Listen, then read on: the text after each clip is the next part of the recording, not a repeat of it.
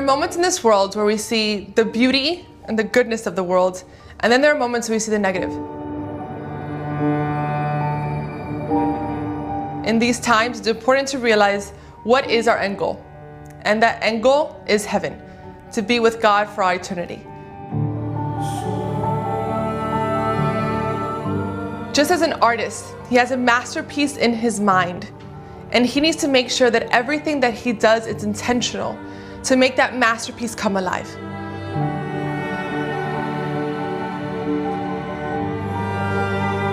From every brushstroke to the way he molds his clay, to every chisel, everything needs to be intentional. And the same goes for us.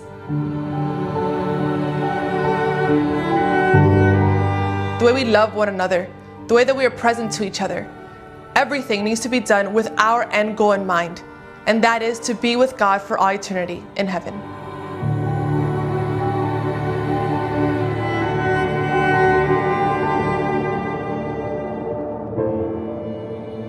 Each of us were made to respond to beauty and to truth. Each day we're on this journey to discover more goodness, more beauty. And in this world we have glimpses of this. We see this in the sunsets, we see this in the beauty around us. But there are also moments in this world that we think, was I made for this? We see war, hatred. This morning before shooting this segment, we were robbed. A couple of guys came to take our cameras and iPads and just so much chaos. And in the middle of all this, there was a moment that I stopped and I was like, God, is this what we were made for? Is this what the world has come to? And at that moment, I felt the Lord put on my heart, this is just a reminder that you are not made for this. You are not made for suffering. You are not made for all this. You are made for heaven. This is our end goal. Everything that we do in this world needs to be towards that. I think the problem is sometimes when we get sidetracked. Right? There was a moment in my life when I was younger that I was a little bit too caught up in the things of this world and not focused on Him who was my goal. In the midst of all of this, living in Miami, growing up, is not the easiest thing. I was called to Georgia in the middle of nowhere to this camp. And I remember being there surrounded with all these people that were just on fire for the faith. And I could not relate. But I remember there was an activity that we did that we were in front of adoration, in front of Jesus. And even though my faith was a little bit on the rocks, I never doubted the presence of Jesus in the Eucharist. And each person was going up one by one. We were supposed to surrender our lives to the Lord. And each one was coming one by one, kneeling down. And all these people were just bawling, just crying and crying. And I remember looking at them they're so weird. Why are they so emotional? And after some time, it was my turn to go up. So I went, knelt down, looked at Jesus in the Eucharist. And instead of saying Lord, all I am is yours, I started saying, you know what, Lord, I'm good. We have a good relationship. I talk to you every once in a while. I'm comfortable with the life I'm living. It's fine. I don't need more. And I found myself arguing in the presence of the Lord when this priest came up from behind me and he just whispered into my ears and he said, stop fighting and surrender.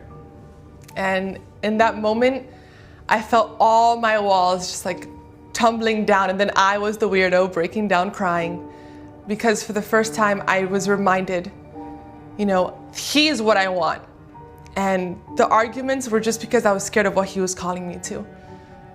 But then I remembered that we weren't made for comfort. We were made for greatness. And this is what I was reminded at that moment.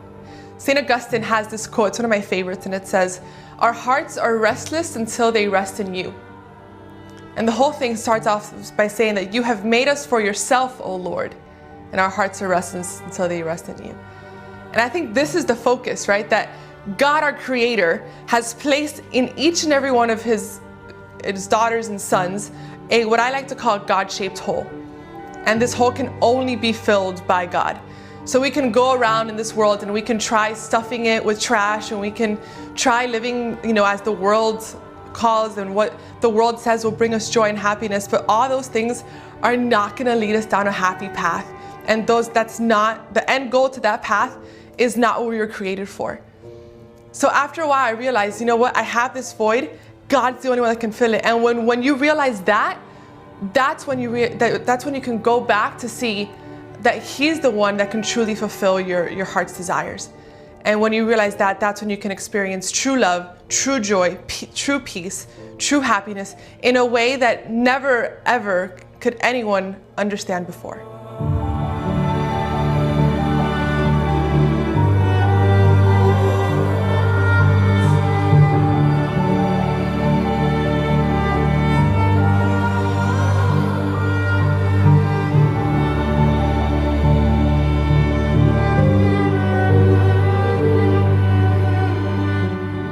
This is what we were made for, to be in total communion with God, to be able to finally see God in all His glory, face to face. This is what the church calls the beatific vision. It's funny, I teach juniors, and every time that I talk about being in heaven, being face to face with God, I get so excited, and they often look at me like, yeah, that's great, you're with God and whatever, but what about the next day? Like, don't you get bored? And I remember just looking at my students and all of them were like, yeah, we're gonna get bored. I remember looking at them and just laughing because like boredom does not exist in heaven.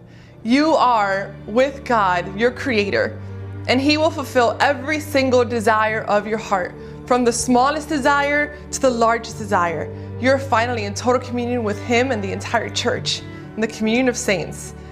All sin, all negativity, nothing bad exists in heaven. It's only goodness. Like you are face to face with your Creator. You're face to face with goodness, truth, and love Himself. This is our moment. This is the greatest reward of our entire lives. That God, our Creator, is able to say like, welcome home, my daughter, my son. Here I am, here you are. Experience all my love. Experience everything. And that is something that you will never, ever get bored of.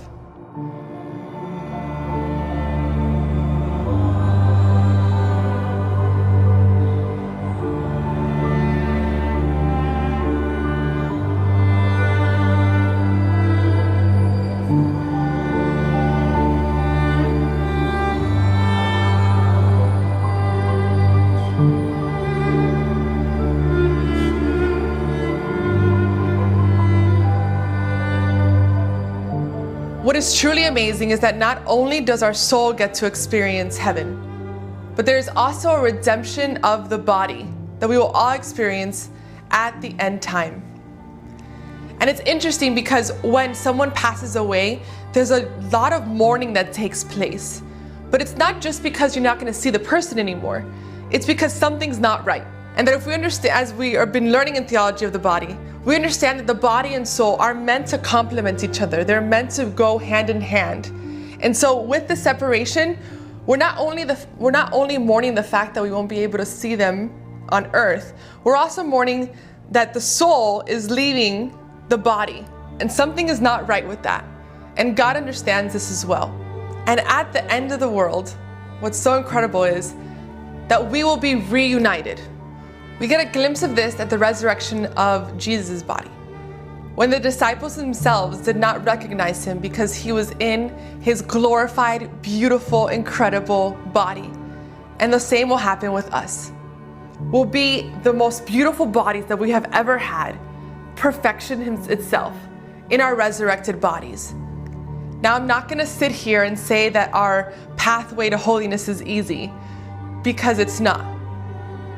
Being Catholic, following the life that Jesus wants for us, is not always easy, but trust me when I say it's 100% worth it.